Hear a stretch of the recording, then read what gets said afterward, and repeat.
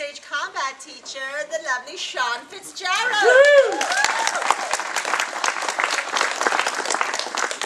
I don't think I've ever been introduced as lovely before. All right, my name is Sean. I was their fencing and stage combat teacher, which basically implies, which basically says everything I taught them right there. I taught them how to create a fight safely and entertainingly without them hurting each other. This is the oldest group. I raised the bar to the highest for them. So everything you see here, every fight you see here are my techniques that I've taught them, but the fight itself was choreographed and practiced by them nearly on their own. I had to watch over a couple shoulders just in case. But this is their creation. They chose in the last couple classes, they're the ones who came up with what you saw. They're the ones who practice it as much as they thought necessary. They are the ones who are performing it pretty much without me, except little things here and there. I went, I don't want blood on stage, so let's change this move. So, the first thing you're going to see is hand-to-hand combat. Simple, girls having a fight. Nice and slow, once you spread out a little bit more. And well, how about I get the tripping hazards out of the way.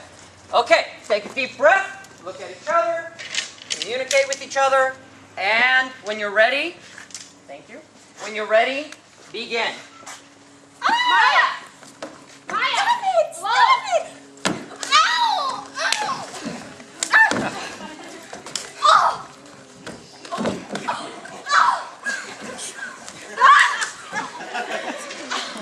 Very good. Thank you very much. They've been learning hand-to-hand ever since they've been coming here. It's only in the older groups that they actually start getting to do the fun stuff with the swords. Next group, please don't go ahead and come forward. Find your space. What you're going to see now is basic rapier fighting. As you would see in Romeo and Juliet, the smaller one-handed swords. You'll see broadswords in a moment, but right now, picture them as... Actually, don't picture them as anything of what they are. They'll tell you the story themselves. Look at each other, take a deep breath, get in on guard, and when you're ready.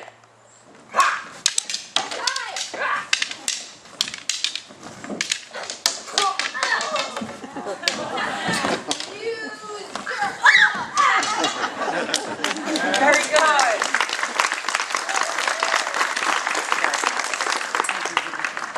And now onto the broadswords. Onto the broadswords. Coming out. Broadswords is just the next step. You will see things like this in Knights of the Round Table, maybe things like Macbeth, King Henry. Once again, this is their fight. Take a deep breath, look at each other. When you're ready, begin.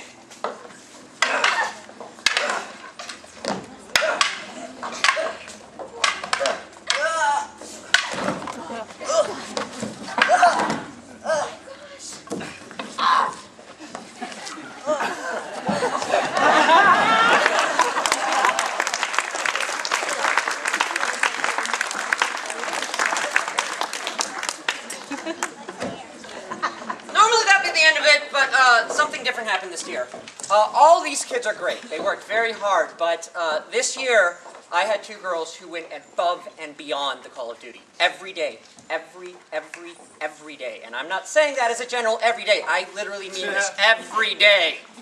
They started before I did, they ended after I did, and whether it was hot, because it got hot, and whether it was time to go home, because a lot of kids are ready to go, they stuck around, and it touched me deeply. And so I wanted to give Jasmine and Ivy their own little spotlight just to say thank you for being so dedicated to what they learned. Can I say Jasmine?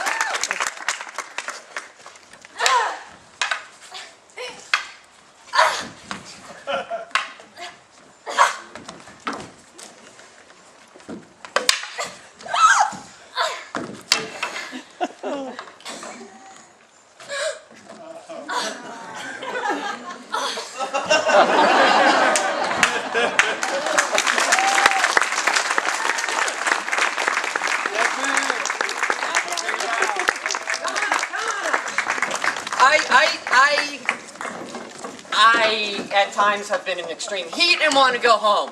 Sometimes kids just don't listen to you and you go crazy. Sometimes they're not learning as quick as they want you to. But when you see this right here, this is what makes it all worth it, because I'm very proud of every single one of them. They always exceed my expectations, and I just think they deserve this Val Bill. Thank you very much.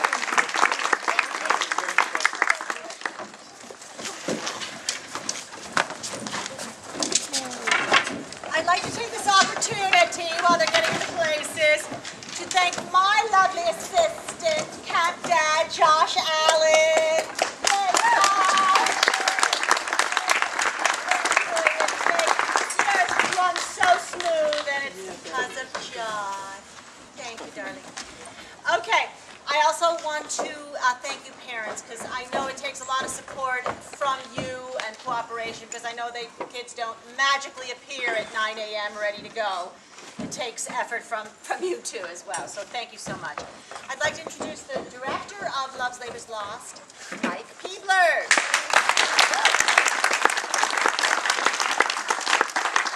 Nothing like a princess with a broadsword. My dating life. All right, so this is a really great group, which everybody gets up here and tells you what a great group they are.